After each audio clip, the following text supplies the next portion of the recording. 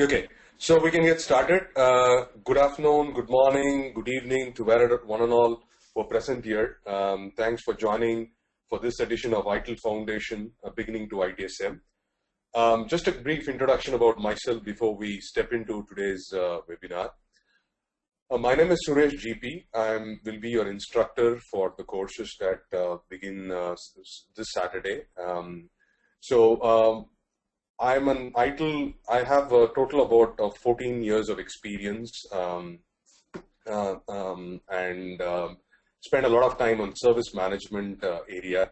I'm an ITIL V3 expert, PMP, CGIT, and I've actually done consulting, training, implementations on service management and service management tools for a period of time, and worked in different geographies, primarily in Asia Pacific. Singapore, Hong Kong, China, and right now in India with this training course.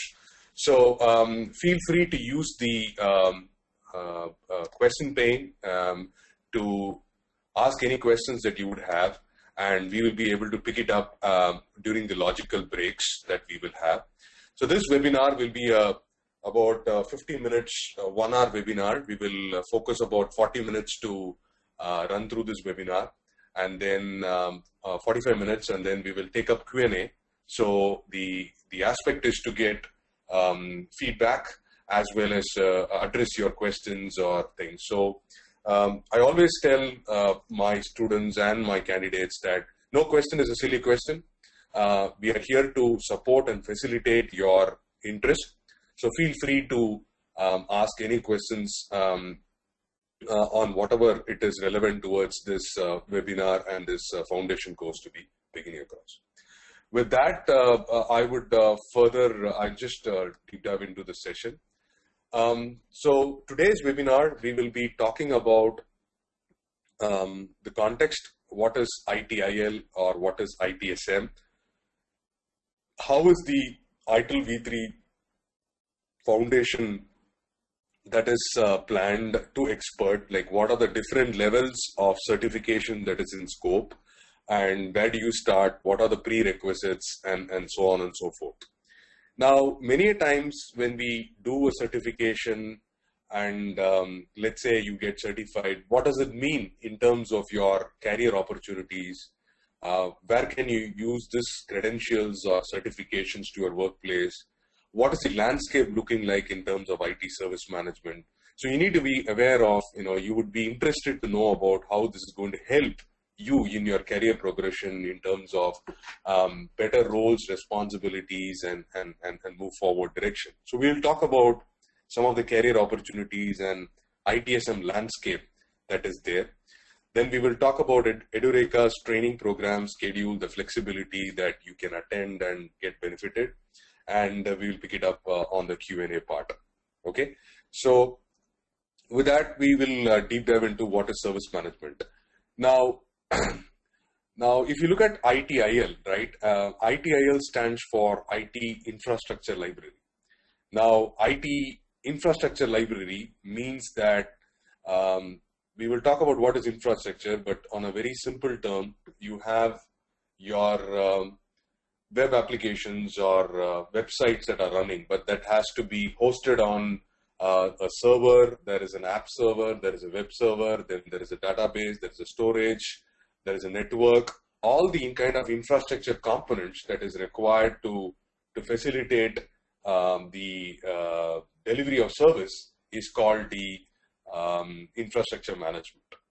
Now, ITIL was primarily focused on infrastructure management teams. So you will hear people who are network support, server support, storage support, production support. All those people normally need to have a background of infrastructure, want to know what is the best practice process for managing infrastructure. Then they get into these items as to what is infrastructure all about. So we will spend a time on what infrastructure is. As I told you, we have servers where we'll host the applications in the servers. That could be Unix servers, Wintel servers, Linux servers, enterprise blade servers, network, right? So we have WAN, LAN, the way we are connected now on the internet. So you can have your own corporate environment where you are connected through the networks. We can have VMs, which is virtual machines, where we are sharing applications, sharing bandwidth across to do that. Security aspects, yes, primarily access control, authentications, single sign-on, and stuff. We talked about server, then storage, right? We are going to store data, which means on the customer profiles, the tickets, the volume of incidents, performance logs, and we also monitor applications, right? For example, you have your own website.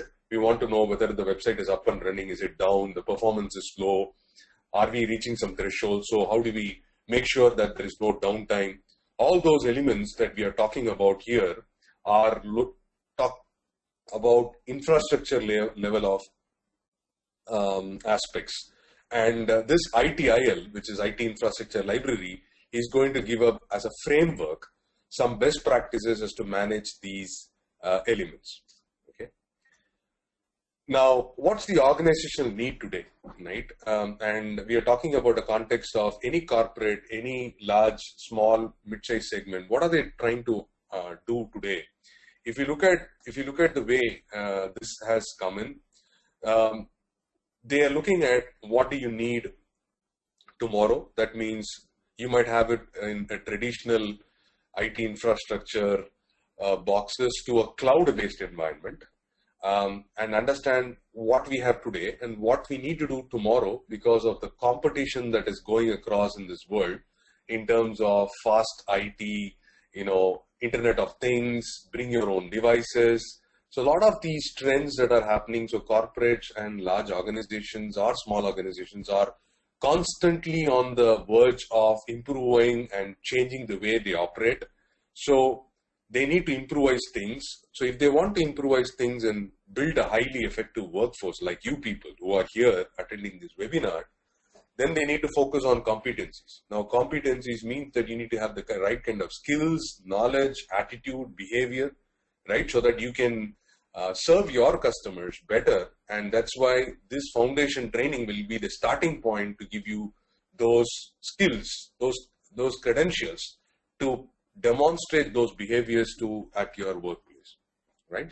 Now, we need to also have the right role. So we need to know who is going to be an incident manager, who is going to be a production support guy, who's going to be a service desk manager, and have the right staff to have it in workplace.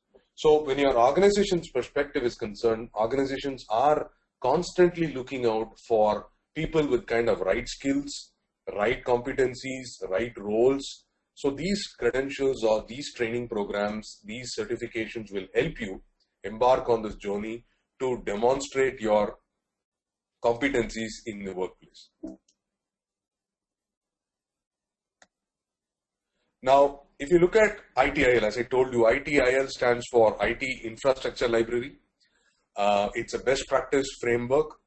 As every product is concerned, we have evolved from the version of moving from version 1 to version 3. So if you look at version 1, we had it somewhere in 1990s, and now we are in version 3, 2011 version. So over a period of time, as the dynamics of the IT environment changed, the pressures and the requirements of business changed, we also need to constantly evolve this framework, right?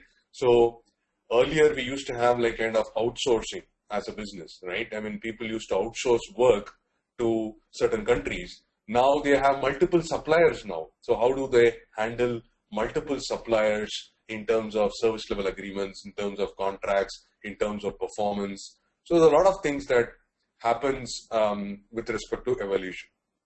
So ITIL is focused on delivering superior customer service using streamlined processes. So if let me give an example. Suppose you are calling your bank for a checkbook request or ATM transaction or ATM cards. How does that weigh? How quickly do you get a response? Is the response being consistent? Do they give a timeline and they keep up with the timeline? So there has to be a predictable processes that are working the way that is more effective to deliver your requirements, right? So that's where this becomes more process dependent rather than person dependent. So for example, if Laiju or Mohammed or Ritvik are doing a great job as part of their customer service, but then tomorrow there is a new person joining, but the customer should not be impacted because the new person has joined. So it has to be a seamless service that is being delivered to people across. Now, if you look at the core volumes, right, and there are 5 core volumes as part of ITIL is concerned. So we have in the centerpiece called service strategy. That's one of the core volume. Then we have service design, where we are designing the components, architecture, everything to make sure that the service that you're going to provide are capable enough in terms of security, continuity, resilience, availability, all those aspects of design that you will take in picture when you deliver a service. Then transition. So you're preparing a particular service, let's say a telecom service that is being rolled out.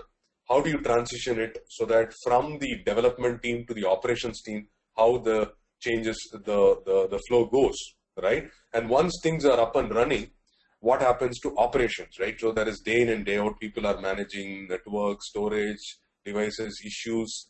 How do they handle those operations? And then the last piece is the continual service improvement.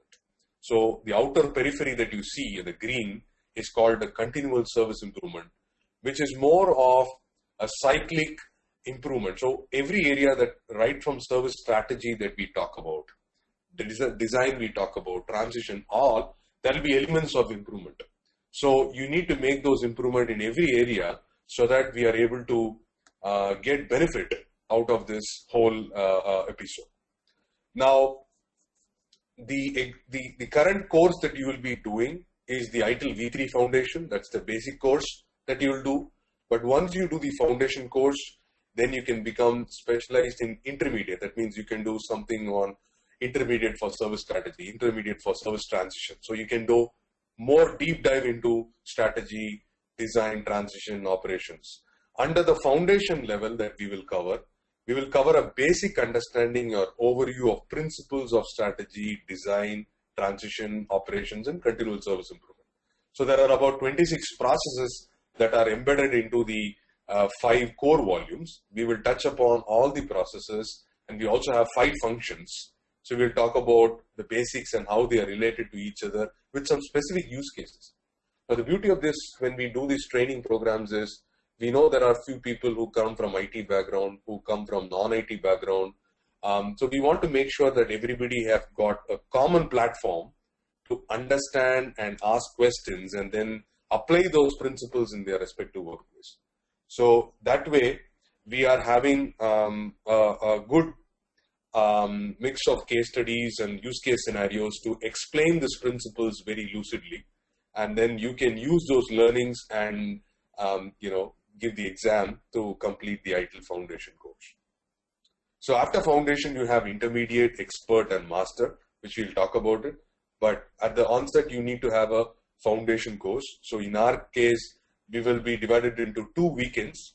So weekend, Saturday and Sunday, 3 hours, so 3.5 hours each that we will do. And then after the 4 days course, then you can take up the exam and then get yourself certified on ITIL V3 Foundation. Now, if you look at the process, I told you there are a lot of processes and functions that are available.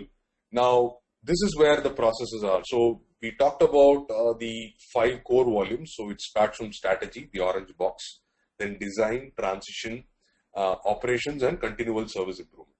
So there are respective processes that are underneath that. So we will talk about every process in detail when we go to that process. For example, let's say service strategy. So we are talking about demand management. So let's say if you want to roll out any new process, new service, it could be a telecom service like for a broadband or voice or SMS or text-based services. What is the demand in the market? Why do they need? And what kind of services they expect? For example, now we have moved from a 4G, 3G service to 4G service because it's more quick and everybody today have got smartphones. So we are looking at a lot of trend where people want to access internet I want to have fast mobility, fast speed, fast downloads.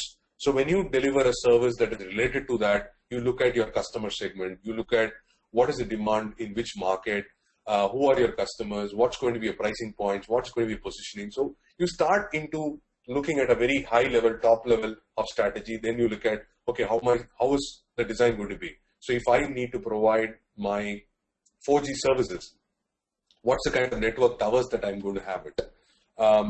What is going to be the availability of service that we have? And sometimes what happens is the network towers don't get you insight. So where do you have those towers maintained? And suppose if there is some dropout or outage, how do you quickly restore back your internet connectivity or a voice over or phone connectivity? So all those elements will be broken down into these 4 or 5 core volumes, and we will discuss about the principles, their goals, their key performance indicators and stuff. So over the period of the 2 weekends, we will cover all this in detail with practical use case scenarios, because I come from a very experiential background of implementing those processes across different verticals, be it insurance, manufacturing, banking sector, telecom. So we can bring in a lot of use cases where we have applied these principles and how they have got benefited out of it. Okay. Now, so we talked about ITIL, which is IT Infrastructure Library, and then this is a framework and best practice. What is ITSM? Now, people obviously confuse between ITIL and ITSM. ITSM is basically the set of all these policies, processes, and procedures that you implement in your organization to deliver value to customers. So what you're doing is you are using this ITIL framework, processes, methodology. Then you have, as a company, you have your own policies, procedures that you will actually trigger to make sure that you have those elements covered when you deliver the service to your end customers, right? So ITSM is the implementation of these best practice processes, procedures, policies to deliver outcomes to your people. Okay. Now, what happens? Now, there are 2 levels of certifications. The first level of certification that we talked about is the foundation certification, right? The foundation certification means that you will be able to get yourself certified as a foundation at an individual level. Now, what happens is, as an organization, if you are providing services and you are implementing ITIL best practices, so you are using service management principles and implementing, you want as an organization to get yourself certified that you are following all ITIL processes and then you are delivering consistent, repeatable performance to your customers, in terms of service. Then you have ISO IEC 20000, which is a standard for IT service management for an organization. So what it means is that if your organization gets yourself certified on ISO 20000, it means that you as an organization have the capability to follow all the ITIL processes. So you have about 14 of the ITIL processes that you will have, let's say capacity, continuity, release, incident, and so on and so forth, that you will be able to deliver it to demonstrate that you are following the process compliance. Okay, so ISO IEC 20000 is more for an organizational perspective, and ITIL Foundation, Intermediate, Expert, and Master is more for an individual perspective. So that's the difference between ITIL Foundation and ISO 20000. Now, we talk about service management, which is IT service management. So we talk about 4 Ps, right? We have people, that means you are the people who are going to be working on that, so you need to have people. We have processes, so we'll say incident process, problem process, change management process. How do you upgrade a server? How do you release a particular product or a service? What's the best practice? So there are processes. Then we have products. So you will have your own tools like monitoring tools. You will have people supporting you in terms of your HR systems, your payroll systems, all the products and tools that you manage to deliver service. And then partners. So for example, let's say you're using Cisco, for example, for network, and you're using your OS is from Microsoft, like Windows 8. So you are using your partners to in the ecosystem to deliver a service. So you will have few things that you will be doing by yourself as an organization. Few people you will have subcontractors. You will have third-party systems. So you'll all have to work together, people, process, products, and partners, to deliver outcome to the customer. So that's the intended benefit of having these elements picked up. Now, I was talking about, okay, we know there is an ITIL foundation, there is a course that we get certified and all, but how can this be used for myself or for when I look at the landscape? So we need to understand what's the landscape looking like once you are a IT service management professional, right? So you have an internal IT or external IT. So there are two ways of organizations. One are captive centers, which are only delivering service to internal customers, right? So that is only to internal IT. There are certain organizations who are doing external facing customers. So we have other end customers who are actually paying the organizations for their services, right?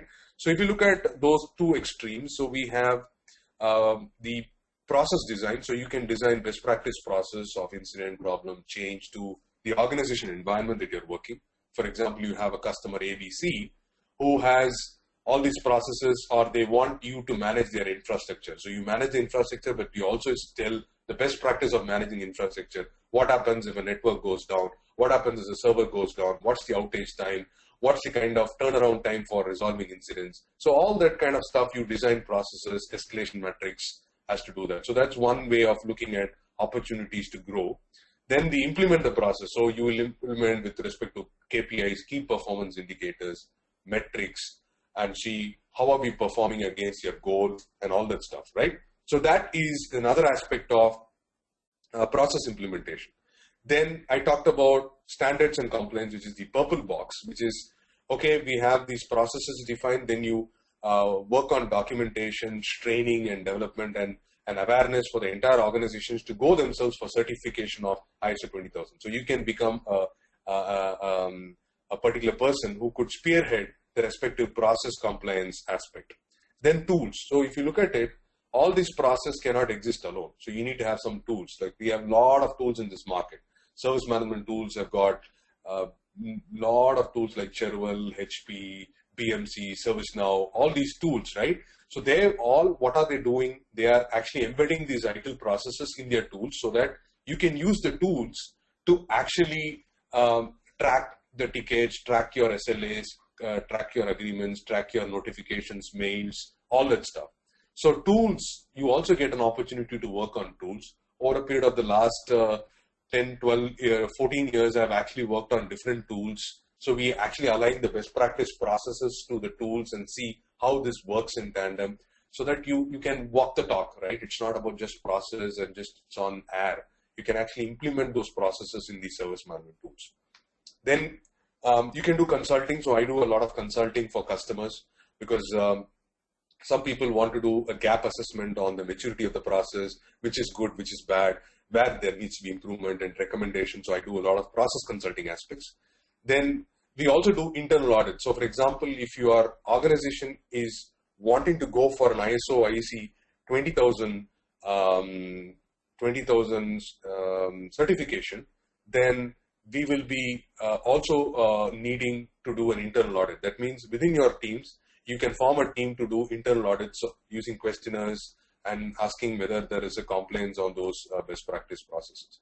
Then operation support, as I told you, if you can start your thing on a service desk, you can be a level 1 support, level 2 support, and application support. All those people can be benefited as part of the career progression from level 1 support to level 2, level 3, service desk manager, then, and so on. So operations are basically the keeping the lights on, right? So keeping everything working well. So that's a huge focus, huge scope of progressing your career in terms of operations. Okay, and feel free to post your questions in the question panel if you have questions, and we will take it up in a logical break across. The next one is just how a service portfolio looks like. I'm not going to go to the detail, but you will have typically, as an organization, you'll have enterprise computing services, infrastructure services, network services, and end user computing services. So enterprise computing will be storage, database, mainframes, middleware, all those stuff. Then infrastructure, I talked about firewalls, identity and access management, where people are doing these elements, right? The next one is the network support. So we can talk about wireless, WAN, LAN, local area network, wide area network, VoIP, voice over internet protocol, wireless, all that stuff can be managed. Then we have remote desktop management, exchange servers, all those elements also can be kind of managed and mitigated across. So that's on the stuff. And if you look at how the organizations typically are organized, so you have a head of IT, where you have an IT service desk manager that is having there. Then there's a development manager, then the strategy manager. So IT service manager will have support and delivery. Support will talk about all operation stuff like service desk, problem management, desktop management, support, network support, change. Then we will also have the delivery, like availability management. How is the availability of the service that is happening? How are we able to deliver sufficient capacity? Are we having continuous service? For example, simple example could be you are listening to this webinar through an internet, and you might also have what happens is sometimes internet drops. You might have a backup like a inverter, so that you will talk about continuity of service, right? And you are able to get the service and understand that without any implications of your service outcomes, right? So typically, I'm not saying this is the way it is organized, but typically this is how sample organizations will have their IT teams and how ITSM roles in the different contexts that they play. Now, how is the certification organized? So when we talked about ITIL Foundation, we talked about intermediate, expert. Now, what we are also talking about is the level in which this will be operated. So we have this Bloom taxonomy level as to how we are progressing this.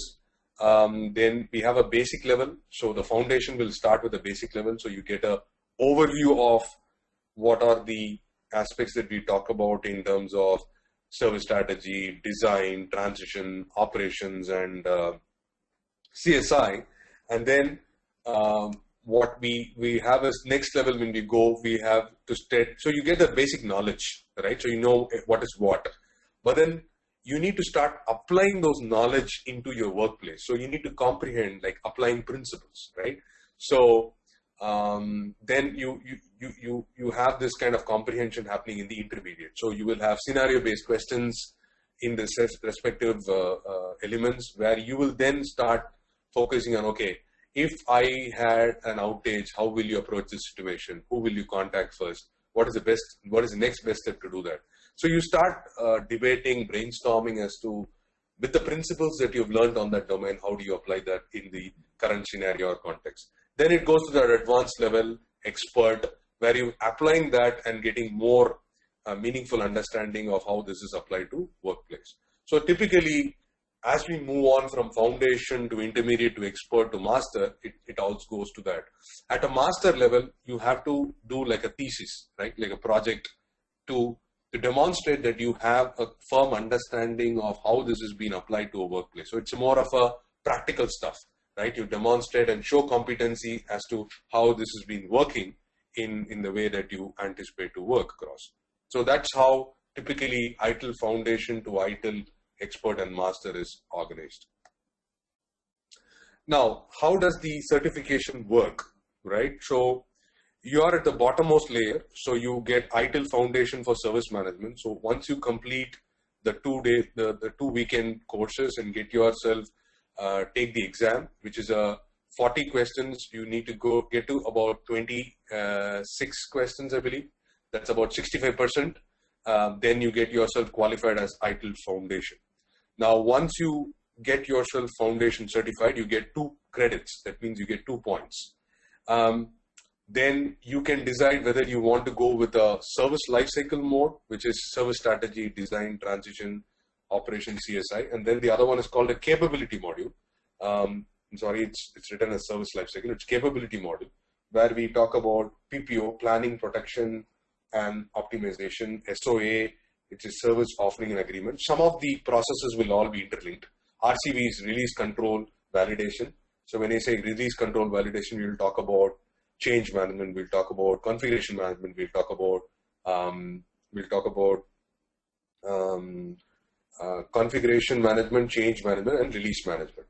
So you can pick and choose which courses you do, and every course will get you certain points or credits. So for example, I do a foundation, I get 2 points, 2 credits. Then you do service strategy, design, transition, operations, CSI. So I get 3, 6, 9, 12, 15 plus 2, 17 points. Then irrespective whether you choose the service lifecycle module or the capability module, you have to apply for managing across lifecycle, which is called MALC, which will give you 5 credits, and then you finally get to a expert. So you need to get 22 credits to become an expert. Okay, so I'll take a pause here. If you have any questions, please use the question pane to post your questions. Any questions so far from what we have discussed?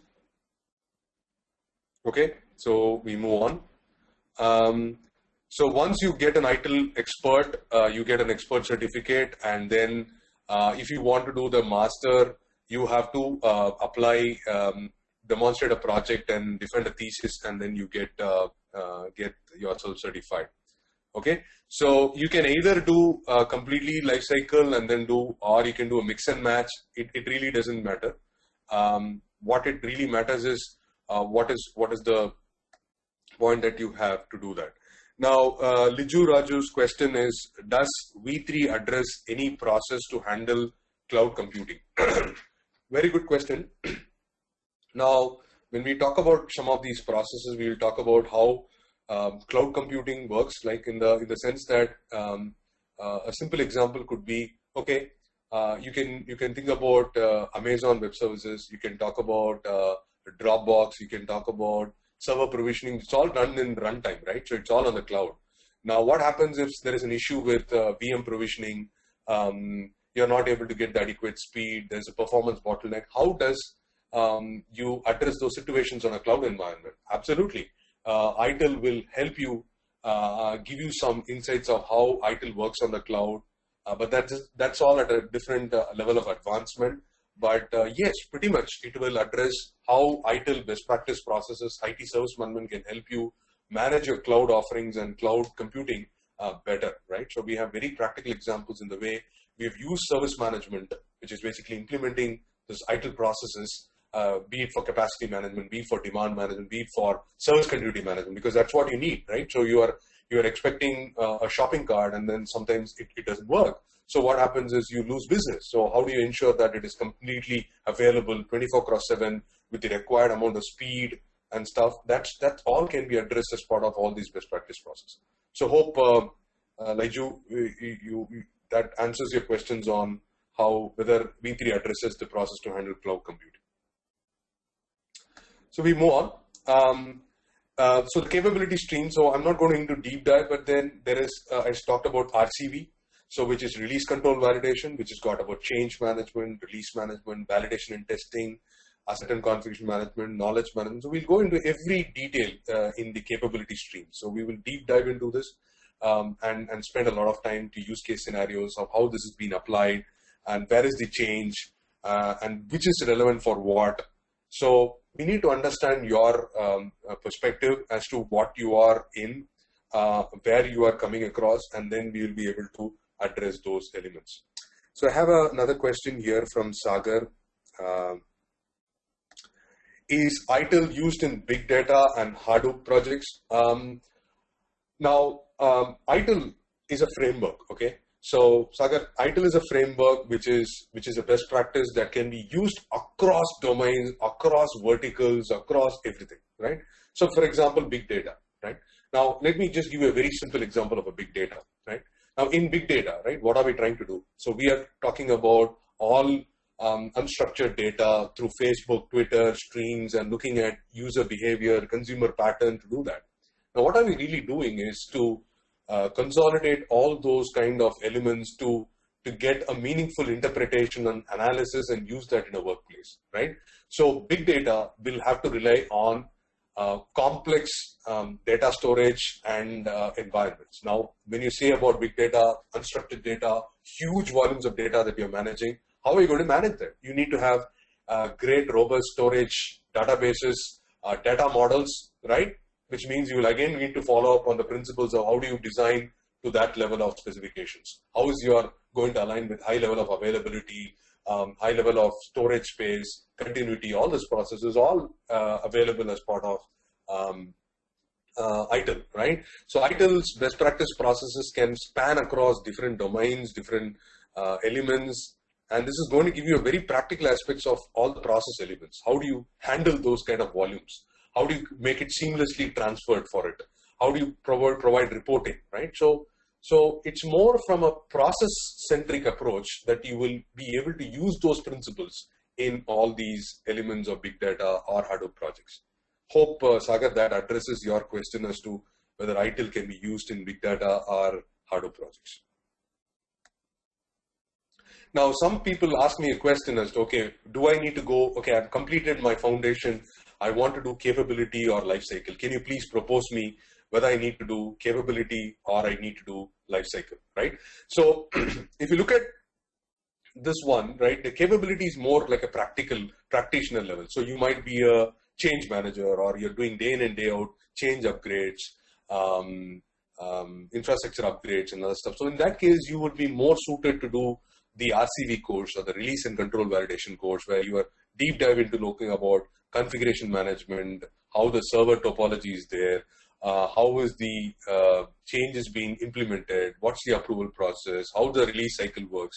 So capability stream is more towards the practical or going in depth, like a hands-on guy, whereas the life cycle is more towards understanding an overview of, let's say, what is what, right? So first of all, in foundation, we will look at more of life cycle, and then after it is up to you whether you want to focus on life cycle or capability. For example, in my case, I wanted to do more of life cycle because I was wanted to be always a consultant, right? So I wanted to have a broader understanding to talk with people when they talk about things like, for example, you're asking about big data, Hadoop projects. Because I've actually handled a lot of these projects across different domains, I now know how to position these ITIL processes to those specific domains. How does it fit in? So I have a very broader understanding of what it is. But if you ask me something to go in depth, I might have not that kind of a level of clarity as someone who would have that technical level of skills. So it really depends on what's your choice of preference, what are the areas that you would want to focus from a career progressive perspective, and then you take it up from there. Now, a lot of job opportunities, great opportunities are there if you have ITIL, but don't tell me that I had a foundation course, I'm not getting jobs like those, okay? So it is just as a starting point. So you can have your resumes, you can have your careers that tells you that, okay, I have ITIL foundation, I know about what you're talking about, but you need to have that experience also supporting that. So you need to have hands-on experience working on service desk, operations and stuff like that to do that. So as I talked about the ITSM landscape, you can become a process owner, process manager, consultant, tools consultant, solution architect, designing process. Like for example, big data, you're talking about a solution architect designing the whole data model, looking at how, how are we going to provisions the different disparate data sources. You can become technical writers. You can become support staff, as I told you, first level support, second level support, third level support, handling tickets, service manager, service owner, or vendors, like you have Microsoft, Cisco, a lot of people, how you can interface with them in terms of agreements. Then you can talk about how their best practice processes are followed, so much of things. The last 14 years I've actually played all these roles. So that's the beauty of being in the service management space. So you don't need to confine yourself into one specific role, but you get a lot of opportunities of career progression if you demonstrate that kind of competencies over a period of knowledge, skills, attitude, and behavior aspects, right? So it's not easy, but there is abundant scope when you get into this journey to broaden your horizons in some of these aspects. So what really matters, right? If you want to be a successful professional, so I'm looking not as just a foundation course, but I want to give you an insight of what really matters, right? If you want to be a good professional, be it in big data, be it in hardware, be it in any of this thing, be it technical, soft skills, anything, we need to have certain areas that are very, very important for your professional development is concerned, right? You need to be having the right level of competencies, right?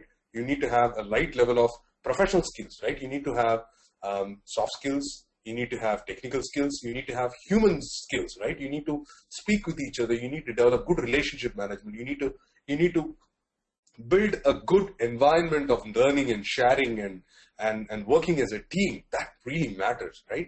So over a period of time, when you go up your career journey, you come out of as grad schools and you have to start building that. You have to go step by step, acquiring those skills, competencies, soft skills, ability to handle customer. The biggest quality is how do you handle irate customers, right? The customer sometimes yells at you, which is not your problem, right? But how do you be composed and then bring them saying that apologize for something that you have not done and then say how better you can do it forward on that. So it's important to have professional skills, personal skills, can kind of rapport, knowledge sharing and other stuff, and also have good level of contacts, right? So over a period of last 14 years, I've actually traveled across almost about 15 to 16 countries and meet a lot of people with different cultures, different backgrounds. Everybody have got something to tell us, right? We learn a lot of things from all of these people. And that's why I love these trainings. When we do these trainings, like people like you, when you come here, you come up with a lot of baggage and experience. And when you share those insights, it is a collective learning for all of us. So we learn a lot from all the collective experiences and sharings that we've had over a period of time, right? So you can stand to gain benefit a lot more with kind of having these contacts, networks with people.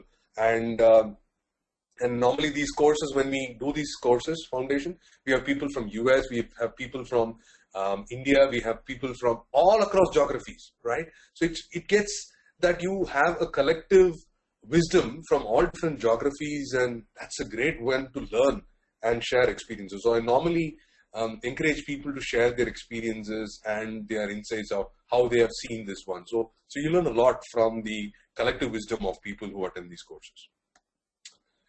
I'm a strong believer in building a community, just not using yourself just to go for a certifications and get yourself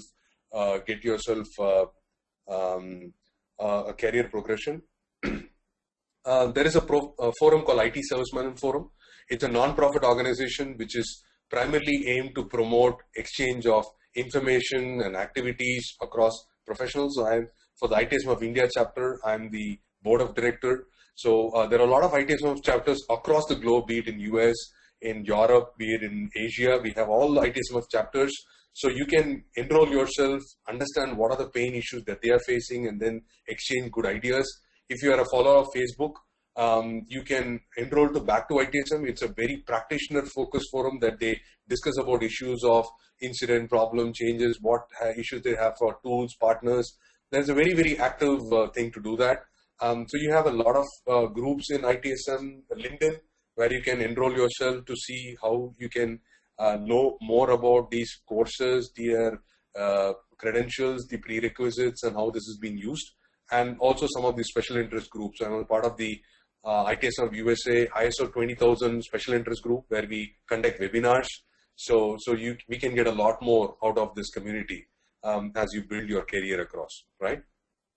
So with that, we will come into the final element of how your course is going to be driven, the ITIL Foundation course. So as I told you, it's going to be on 2 weekends. We're going to have a class starting this Saturday. I would strongly encourage you to come over. I will be the presenter. I'll be the instructor. We will talk about topics. So module 1 is what is service management. So we'll talk about what is service management, ITSM. Then we'll talk about service strategy, service design, transition, operation, and CSI. So we will split it into 4 sessions, and we will go in deep to understand with practical examples and question answers and debates to get yourself understanding.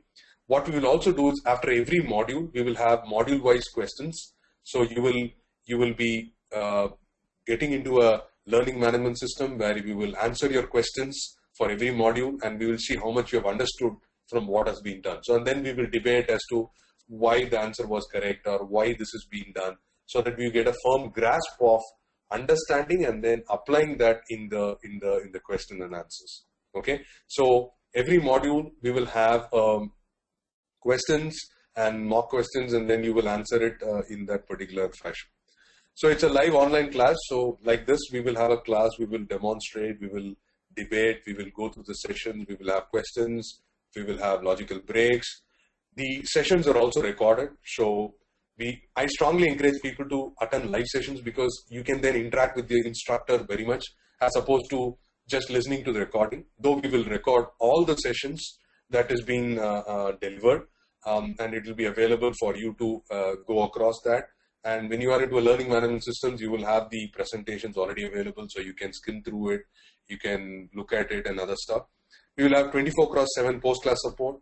I also intend to have a midweek questions round, where if you have further questions, in addition to some of the questions we discussed, we can arrange one session for about an hour, where you can ask all the questions that we have listen for the weekend, and then address your questions to get more insights, more practicality.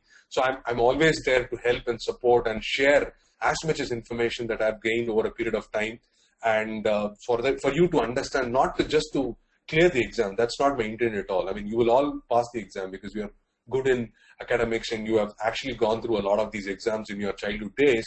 But what I want is to give you a factor of how you can learn those principles. Why does it make sense, and how can you put it into your workplace? So some of the things might have a project work, but this at a foundation level, we will not have more, but we will just discuss if you want to have some case scenarios where we will do so.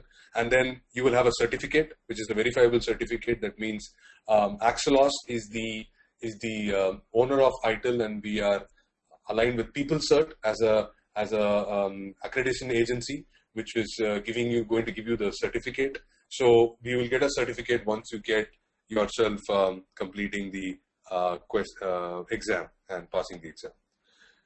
So I'm done with pretty much what I want to cover, and I will open up floor with for the questions. If you have any questions on what we have discussed about foundation classes, what you're going to learn, all this. So there's no prerequisites for anybody to attend the foundation course, as opposed to what you would do it in PMP. For PMP, you need to have at least 5 years of work experience on all that stuff.